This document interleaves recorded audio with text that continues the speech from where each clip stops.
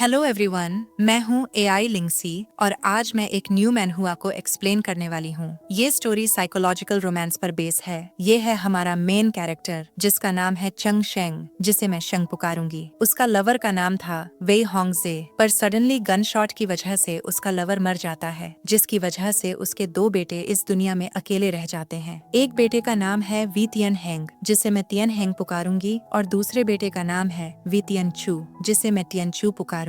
अपने लवर के दोनों बेटों की रिस्पॉन्सिबिलिटी चंगशेंग के ऊपर आ जाती है। जैसे जैसे दिन गुजरता गया, शन नोटिस करता है कि ये दोनों बच्चे उसके बारे में कुछ तो वियर्ड सोचते हैं। ये था स्टोरी का इंट्रो। अब बिना समय गंवाए एक्सप्लेनेशन शुरू करते हैं। चैप्टर की शुरुआत में हमें शेंग को दिखाया जाता है, जिसे बंदी बनाकर रखा गया था। एक पर्सन उसके करीब जाते हुए कहता है, ब्रदर शेंग, आप सैड मत हुइए। फिर वो पर्सन उसका मुंह से पट्टी हटाते हुए कहता है, तुम्हें इस तरह से रोते हुए देखकर मैं खुद को रोक नहीं पा रहा हूँ। ये और कोई नहीं बल्कि तियन चू था। फिर वो शेंग को टच करने लगता है। शेंग कहता है, तुम ये नहीं कर सकते, पर वो पर्सन उसके ईयर में कहता है, मैं कर सकता हूँ, और फिर वो शेंग को टच करने लगता है। ये सब एक पर्सन चेयर में बैठकर देख रहा था। ये और कोई नहीं बल्कि तियन हेंग था। वो कहता है, चंग शेंग, मुझे पहली बार पता चल रहा है कि तुम कितने शेमलेस पर्सन हो। चेंग तियन चू से दूर जाने लगता है और तियन हेंग से कहता है, प्लीज मुझे जाने दो। पर तियन हेंग उसका चिन पकड़ते हुए कहता है, क्या तुम इस तरह के एक्सप्रेशन से मेरे पिता को खुश किया करते थे? ये सुनकर चंग को बहुत बुरा लगता है और वो रोने लगता है। इसके बाद हमें 2 साल पहले का फ्लैशबैक दिखाया जाता है। बाहर बारिश हो रही थी।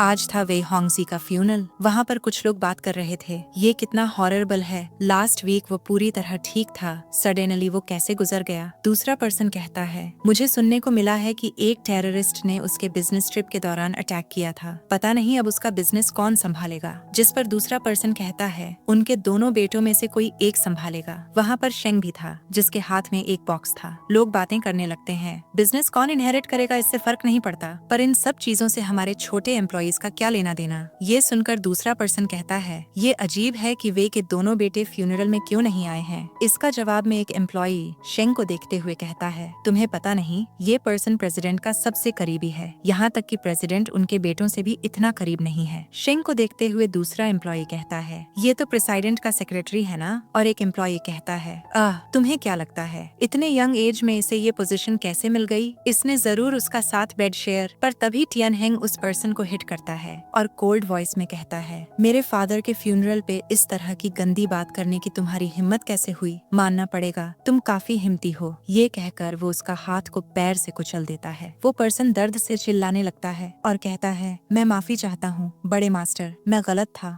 तभी तियन चू वहाँ पर आ जाता है और कहता है, तुम्हें बहुत दर्द हो रहा होगा। उसे देखकर वो एम्प्लॉई कहता है, सेकंड यंग मास्टर, प्लीज मुझे माफ कर दीजिए। तियन चू जमीन पर पड़ी सिगरेट को उठाते हुए कहता है, वेल, क्या तुम इसे मेरे लिए निगल सकते हो? ये कहकर वो उसकी मुंह में सिगरेट डालने लगता है। वो एम्प्लॉई चिल्लाता है, नहीं। तभी तियन हेंग उसे रोकते हुए कहता है, ये हमारे पिता का फ्यूनरल है, तुम्हें हद से आगे नहीं बढ़ना चाहिए। जिस पर तियन चू कहता है, क्या तुम्हें लगता है कि तुम मुझे लेक्चर दे सकते हो? फिर वो सिगरेट को जमीन में फेंक देता है और कहता है, छोड़ो, मैं बाकी सब कुछ तुम लोगों के ऊपर छोड़ रहा हूँ। फिर वो आगे कहता है, तुम लोगों को जान लेना चाहिए कि वी परिवार के बारे में कोई भी गलत नहीं कह सकता। तभी वहाँ पर शेंग पहुँच जाता है और पूछता है, यहाँ पर क्या चल रहा है? मुझे कुछ देर पहले यहाँ से शोर सुनाई दिया था। उसे देखकर तियन चू खुशी से उसे हग कर लेता है। शेंग कहता है, मुझे जाने दो, ये सही वक्त नहीं है। पर तियन चू मना कर देता है और अपनी पपी आइज दिखाते हुए कहता है, 1 साल 3 महीने और 11 दिन बीत चुके हैं तुमसे मिले हुए, क्या तुमने मुझे मिस नहीं किया? ये सुनकर शेंग गहरी सांस छोड़ते हुए उसे हग कर लेता है। तभी तियन हेंग तियन चू को खींचते हुए कहता है, बहुत हो गया, ये कितना एम्बेरसिंग है। फिर वो चंग से कहता है, बहुत दिनों बाद मिले हैं। चंग उसके करीब जाकर कहता है, तुम पहले से काफी लंबे हो गए हो। ये सुनकर तियन हेंग ब्लश करने लगता है और तुरंत उससे दूर हट जाता है और कहता है, ये सब कुछ बाद में चलता रहेगा, अब मुद्दे की बात करते हैं। क्या फादर की विल तुम्हारे पास है? ये सुनकर शेंग नजरें दूसरी ओर करते हुए कहता है, मैंने इसके बारे में पहले से लॉयर से बात कर ली है। फ्यूनरल खत्म होने के बाद लॉयर तुम्हें पढ़कर सुना देगा। फिर अगले सीन में हमें दिखाया जाता है कि वो तीनों लॉयर के साथ थे।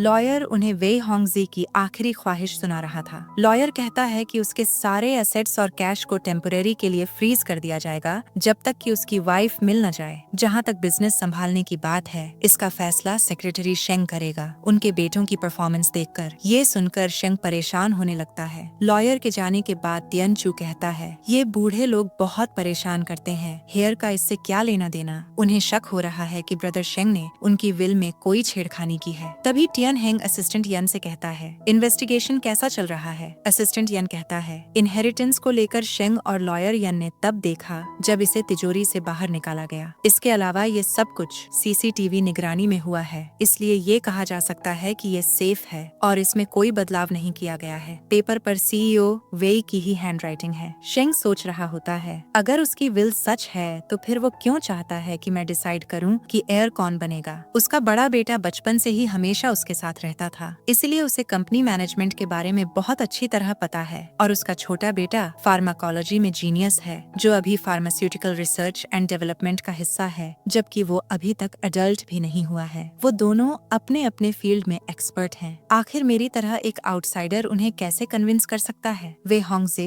तुमने ये क्यों किया? शेंग कहता है, मैं माफी चाहता हूँ, मुझे नहीं पता ये सब कुछ कैसे हो गया। जिस पर तियनचू हंसते हुए कहता है, तुम्हें फिक्र करने की कोई जरूरत नहीं है, मुझे बस उसका साथ कम्पीट करना है। मैं पहले से ही इन सब चीजों का यूज्ड टू हो चुका हूँ। फिर वो तियनहेंग को देखते हुए कहता है, आफ्टर ऑल हम दोनों हमेशा एक ही चीज के लिए लड़ते रहते हैं। ये सुनकर शेंग कुछ समझ नहीं पाता। तभी असिस्टेंट यान शेंग से कहता है, कुछ दिनों से तुम फ्यूनरल में बिजी थे, इसलिए तुम ठीक से रेस्ट नहीं कर पाए होगे। अब सब कुछ सेट हो गया है, तुम आज रात रेस्ट करो, हम लोग इसके बारे में बाद में सोचेंगे। शेंग कहता है, मैं ठीक हूँ, वैसे भी बहुत सारे काम अभी भी बाकी हैं। तभी तियनचू कहता है, तो फिर मैं ब्रदर शेंग के साथ सोने चलता हूँ। पर तियन हेंग उसका ऊपर बुक थ्रो करता है और उसे रूम से बाहर निकालते हुए कहता है, तुम जाओ और R&D डिपार्टमेंट के लोगों को जाकर कंफर्ट करो। अगले महीने तुम्हें एक न्यू मेडिसिन लॉन्च करना है, जाकर कॉन्फ्रेंस के लिए प्रिपेयर करो। फिर वो शेंग से कहता है, वे फैमिली के पास एक घर है जो कंपनी से 500 मीटर की दूरी में है, तुम वहाँ रेस्ट कर सकते हो। शेंग कहता है, मैं ठीक हूँ।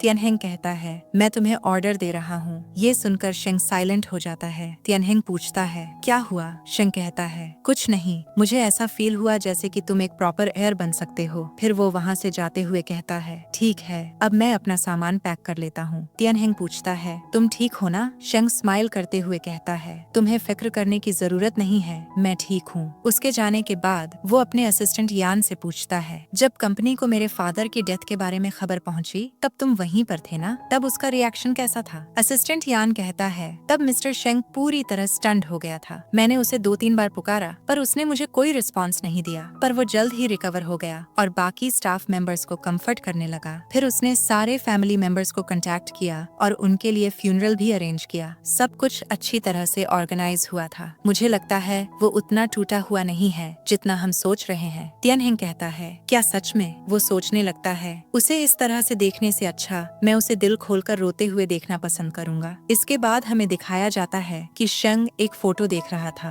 अभी उसके फेस में कोई इमोशंस नहीं थी। इसके बाद सीन शिफ्ट होता है। हमें दिखाया जाता है कि शेंग अभी एक गार्डन में अकेला बैठा हुआ था। वो वहाँ से जा ही रहा होता है, पर तभी एक पर्सन पीछे से उसकी आईज कवर करते हुए कहता है, इतनी जल्दी जा रहे हो? क्या तुम्हें इतना काम करने की जरूरत है? शेंग कहता है, नहीं, ऐसा नहीं है। इसके बाद उसकी आंखें खुल जाती हैं। वो सोचने लगता है, इस तरह मुझे तुम्हारे बारे में सपने देखने की जरूरत नहीं होगी। अभी सुबह के 5 बज रहे थे। तभी उसे फील होता है कोई उसके साथ बेड में है। वो चिल्लाते हुए कहता है, तियनचू, तुम यहाँ क्यों आ रहे हो? तियनचू यौन करते हुए कहता है, अभी बस सुबह ही हुई है। फिर वो शेंग के ऊपर लेटते हुए कहता है, मैंने सीक्रेटली डुप्लीकेट चाबी बनाई थी, इसलिए मैं तुम्हारे कमरे में घुस गया। शेंग उसे कहता है, तुम्हें ग्रुप का हेयर बनने के लिए कैंडिडेट चुना गया है। क्या तुम अडल्ट की तरह एक्ट नहीं कर सकते? तुम फ्यूचर में ऐसे एक्ट नहीं कर सकते। फिर वो उसका पॉकेट चेक करते हुए कहता है, तुमने चाबी कहाँ छुपाई है? मुझे वो चाहिए। पर तभी तियनचू के पेट से आवाजें आने लगती हैं। ये सुनकर शेंग कहता है, ठीक है, ब्रेकफास्ट करने के बाद तुम यहाँ से जा सकते हो। अगले सीन में हमें दिखाया जाता है कि शेंग ब्रेकफास्ट बना रहा होता है, पर तियनचू उसे घूर रहा होता है, इसलिए वो इरिटेट हो रहा है। वो गुस्से से कहता है, क्या तुम मुझे घूरना बंद करोगे? तियनचू हंसते हुए कहता है, नहीं। फिर वो सीरियस टोन में कहता है, ऑनेस्टली कहूँ तो फादर के गुजरने के बाद मुझे कुछ फील नहीं हो रहा है। मैं तुम्हें कैसे बताऊँ? ऐसा इसलिए है क्योंकि बचपन से तुमने ही मुझे पाल पोस कर बड़ा किया है। फिर वो अपने दांत दिखाते हुए कहता है, जब तक तुम मेरे साथ हो मुझे अकेलापन नहीं लगेगा। ये सुनकर शेंग को उसके लिए बुरा लगने लगता है। वो उसे ब्रेकफास्ट देता है और उसके हेड को पैट करते हुए कहता है, इसे खा लो। उसे खाते हुए देखकर वो सोचने लगता है, वे होंगजे, तुम्हारे गुजरने करने के बाद अगर मुझे कुछ इंस्पायर करता है तो वो ये है कि मैं इन दोनों को सक्सेसफुल बनते हुए देखूं। कुछ देर के बाद तियनचू का फोन बजने लगता है। वो फोन पिक करता है। तियनहेंग उससे पूछता है, तुम कहाँ पे हो? तियनचू कहता है, क्यों, क्या हुआ? क्या मुझे तुमसे लोकेशन शेयर करने की जरूरत है? तियनहेंग कहता है, मेरा ये मतलब नहीं है, मैं बस तुम्हें ये याद दिलाना चाहता हूँ कि तुम्हें हद से आगे नहीं बढ़ना है।